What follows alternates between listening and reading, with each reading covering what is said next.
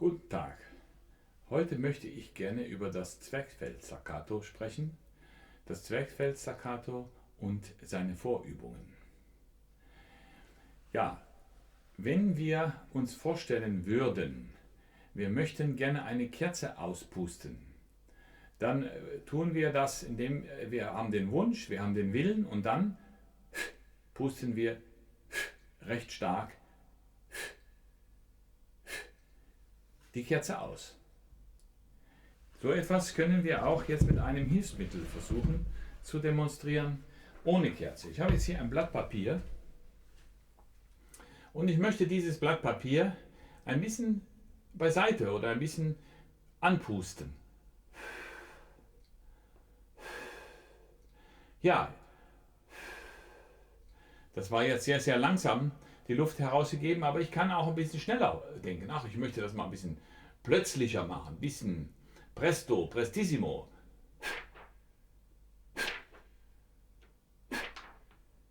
Ja, wenn wir jetzt das ausprobiert haben, dann fassen wir uns einmal auf den Bauch und versuchen mal zu fühlen, was da passieren kann.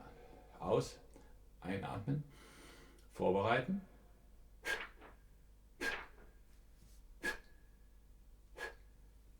Es gibt eine kleine Reaktion im Bauchraum auf unseren Wunsch, dieses Papier schnell beiseite zu pusten. Jetzt machen wir das noch etwas stärker.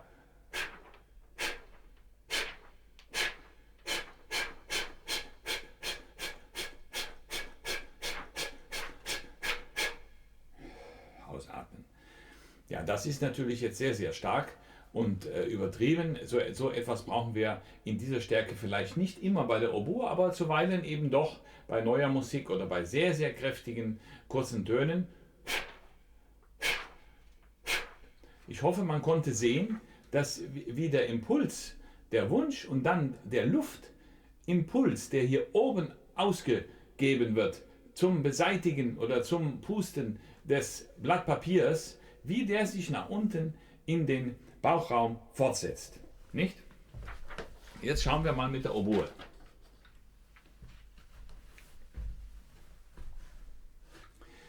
Ja, in dem Augenblick würde ich jetzt mal versuchen, ohne Zunge einfach aus, ein, vorbereiten.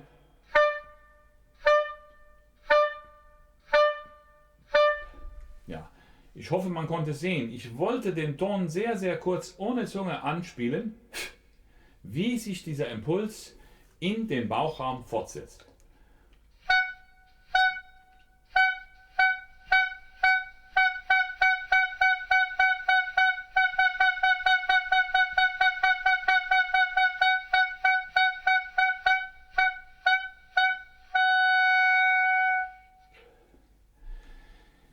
Ja, das war jetzt im rhythmischen Prozess ausgeführt. Achtel, Triole und Sechzehntel ohne Zunge dieses Zwerchfell-Staccato. Noch einmal. Aus, ein, vorbereiten oder Stütze.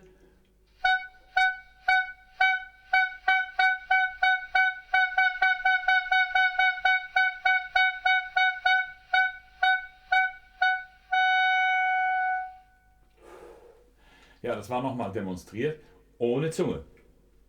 Jetzt versuchen wir, diesen Impuls vom Zwerchfell auszuführen und gleichzeitig die Zunge hinzuzunehmen. Also aus, ein.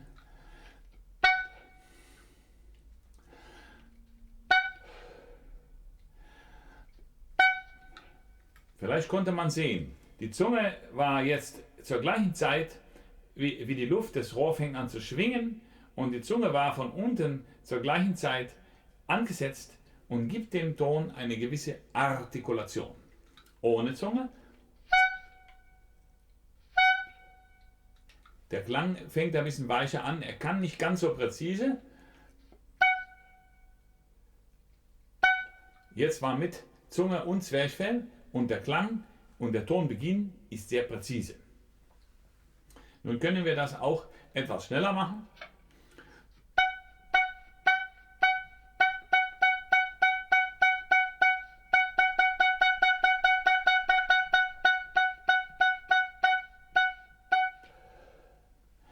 Ja, das war jetzt eine Übung quasi noch über das Staccato hinaus zum Trainieren auch der Rumpf- und Bauchmuskulatur. Natürlich im Stück selber können wir natürlich im 16. Rhythmus so ein Staccato nicht ausführen und auch nicht gebrauchen. Ja?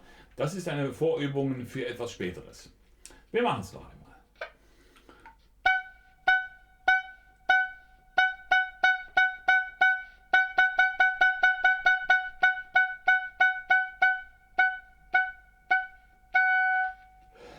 Ja.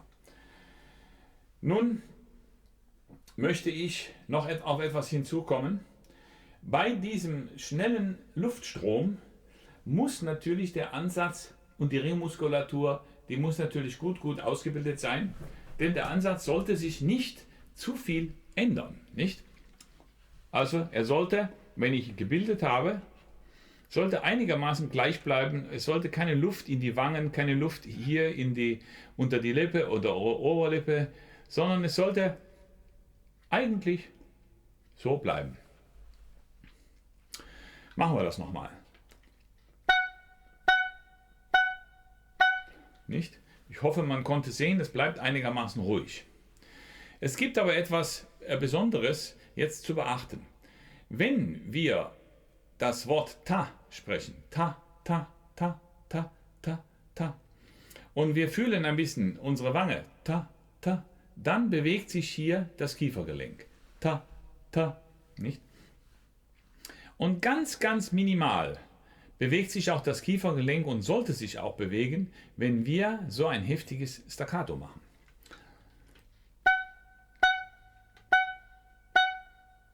Also ich komme noch ein bisschen näher. Ich hoffe, man kann das dann sehen. Ja, und das ändert sich eben je nach Lage. Also ich möchte sagen, zwischen D2 und C3 ungefähr oder D ist das fast nicht zu sehen.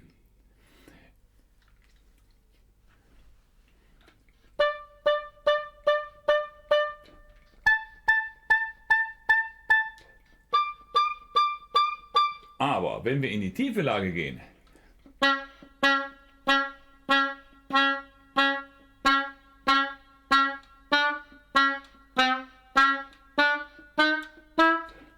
da muss ein bisschen der Kiefer helfen. Wenn ich tiefer bin, ta, ta, ta, ta, ta, ta. Wenn ich hoch spreche, ta, ta, ta, ta, mache ich auch eine kleinere Bewegung. Ta, ta ist die Bewegung etwas größer. So ist es auch bei der Oboe, meiner Meinung nach. Vielleicht gibt es auch noch weitere Lösungen. Ich habe damit sehr viel gute Erfahrung gemacht. Nicht?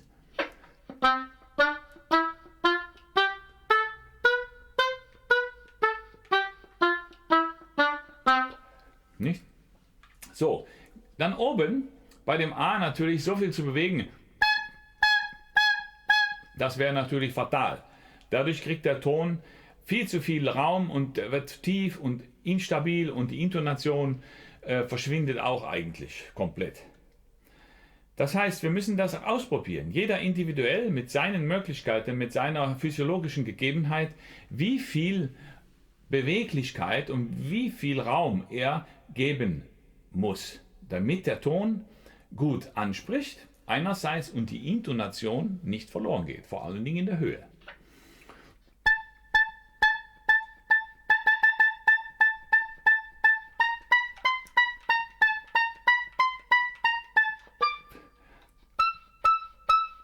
So, und da oben in hohes E, hohes F,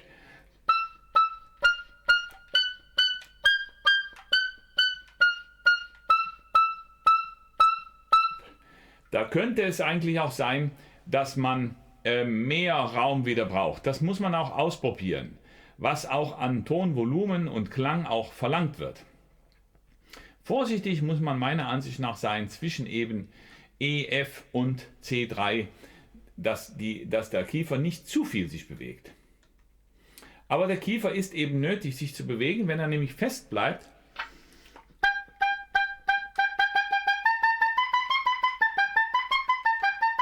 Wird der Klang ein bisschen obertonreich.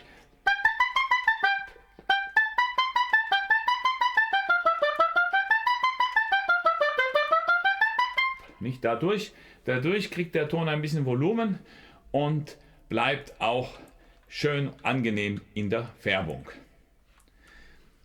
Ja, soweit erst einmal zum Zwerchfellstaccato für heute. Auf Wiedersehen.